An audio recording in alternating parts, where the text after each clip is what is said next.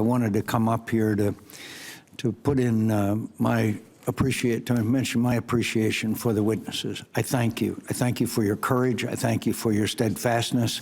And this is a very important hearing, and I want to thank the chairman for having it. I also want to give a special thanks to Mr. Coleman.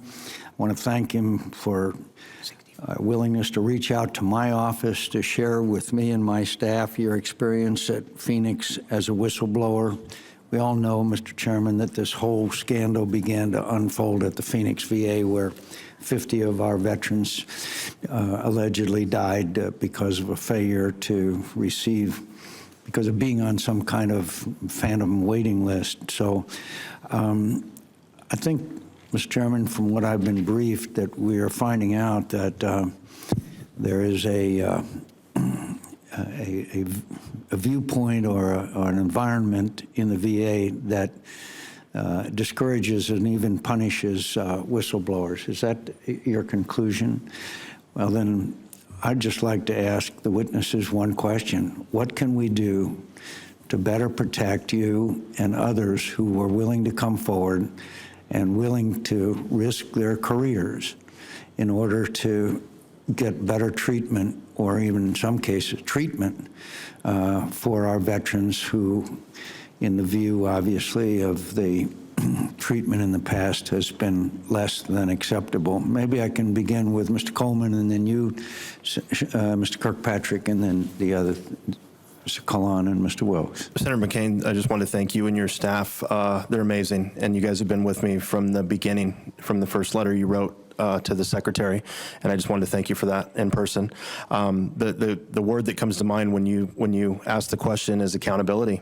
When there's wrongdoing committed, it doesn't matter if the VA employee is a janitor or food service worker or a hospital director. When they are caught doing wrongdoing and breaking federal law, they should be fired. When these employees, to your knowledge, there is none of that. Senator McCain, the director, had a meeting on the 13th of January asking to terminate me, was told he couldn't terminate me by legal counsel Shelley Cutts, and she said, but we can come up with other employee actions to get rid of him. On the 27th, I was taken out of my position.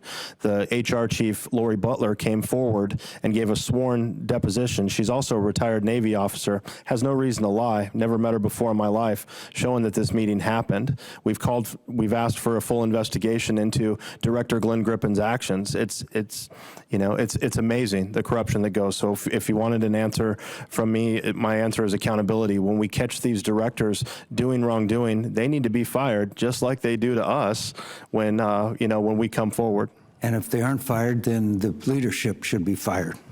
I agree, sir, because how can you trust your commanders in chief, all the way up the chain of command? These aren't people you're ready to run into combat with, because they're out for themselves. So, all of us here, the three of us are all veterans, and I believe in my chain of command, and I also believe in good leadership, as you guys were saying before. There isn't good leadership currently. We don't trust the leadership, because look at what they can do to us. I would second what Mr. Coleman said. I think, accountability for the people who, have been proven to be the problem is certainly what should happen. I also realize that this process here is a long, tedious one that requires gathering evidence, hearing testimonies, as we're doing now. As I pointed out, the chief of staff at the hospital where my brother worked, as far as I know, is still employed at the VA. And it appears that he ran that hospital through intimidation, forced some good people out there. One of my brother who really wanted to help people and sacrificed everything to be able to do that. It seems like the people who are the bad ones here, they lack that ingrained compassion and desire to help the veterans. I'm sorry. It's difficult for me because I'm not a veteran myself, and I'm speaking on behalf of my brother who can't speak for himself. But could I just say to you, sir, that I know this chairman and I know the ranking member, and I want to support them every way possible. We will do everything we can to hold them accountable. And what bothers us is that what happens to you is a strong disincentive for others to act with your courage. Is that right, Mr. Colon? That's totally correct, Senator. And first of all, I want to thank you for your service. Thank you. Like Mr. Brandon Coleman said and Mr. Kirkpatrick, there hasn't been no accountability for the whole executive team that retaliated against me in San Juan, Puerto Rico. Another thing that I find astonishing, there's a table of penalties from a center memorandum that is a VA directive that states on page 38 to 42 that they can remove people for retaliation, but they failed to use their own table of penalties to hold executives or managers or supervisors that are retaliating against whistleblowers.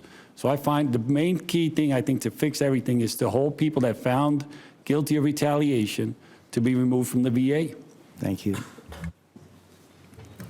Hey, Senators, good to see you again. I know we talked when you were in Shreveport with Senator Cassidy, and you had told me, and I think this is very telling, you said to me that day when I said I'm one of the whistleblowers, you said thank you, and you said, do you know that I sat in front of that director and they looked me in the eye and they said nothing was going on.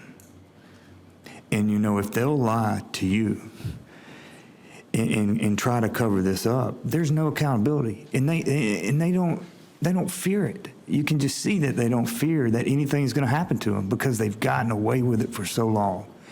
Until we are able to show that whistleblowers will be protected and that something's going to be able to be done, you're never going to know the depths of this corruption. There are people that want to come forward but are scared. They need their jobs. They come and they pull Brandon and me aside and they say, thank you for coming forward.